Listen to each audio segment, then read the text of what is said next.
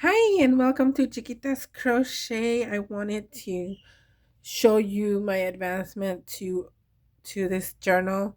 I had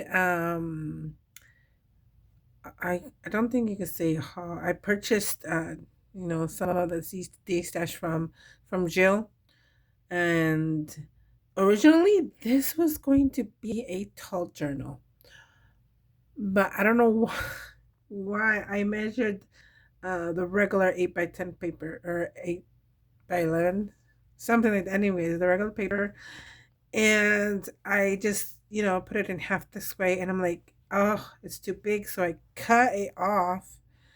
And when I was sewing the what do you call this? Anyways, the binding right here, I'm like, oh, this was supposed to be a tall journal, and but I think it came out better this way.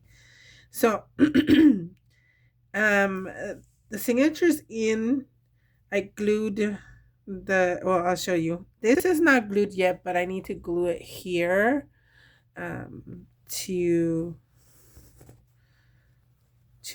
have it not fall off when you take it off. And this is just going to, I might glue it, not sure, but I might, so it won't move either. That's just for looks. So that's that. And there's the binding right there.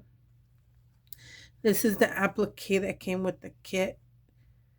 I didn't use all the papers. One was a little bit stiff. I did use the vellum. And look, it came like this. So I added these as pockets right there. The other pocket is on this side.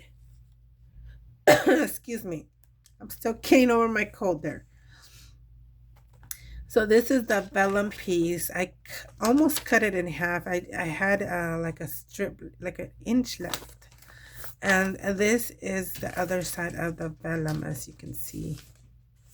Really gorgeous. I wish I had made a copy, but I forgot when I glued it. I was like, oh, I didn't put a copy. So, and then I added some of these here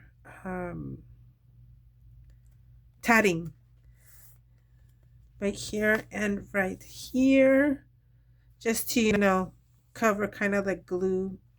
Although it looks really good there, even though it wasn't because of the glue. But look, I even thought of coloring this red, the rose.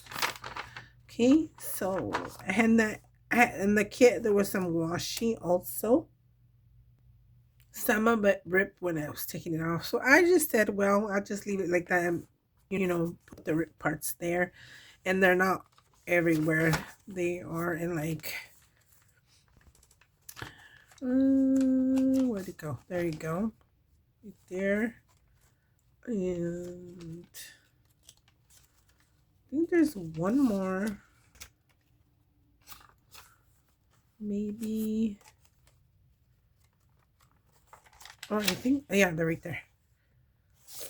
So I thought that goes with it. And the papers were these. I love it. It goes with the vellum in the front. Excuse me. I think so. And then this one here. And of course I added coffee dyed papers. I haven't added anything else. This is just, I put it together just today. Here's the other paper. I love it because it goes with the coffee dyed. There's the middle. There's the other side of the paper. I still need to put some tuck spots and other things in it. So yeah, that is it for this journal. It's a single signature. This is my first time doing this here. Let me check. Hold on. Okay, it's bias tape. Single fold, easy care, polyester cotton, black. That's all it says on this. But as you can see, it's kind of vintage. It's 39 cents. There you go. I need to use my stash and not keep it. So that's what I'm doing too. This here was in my scrap fabrics. So I was like, yeah, perfect. And I did sew it and ironed it so it can stay flat like that.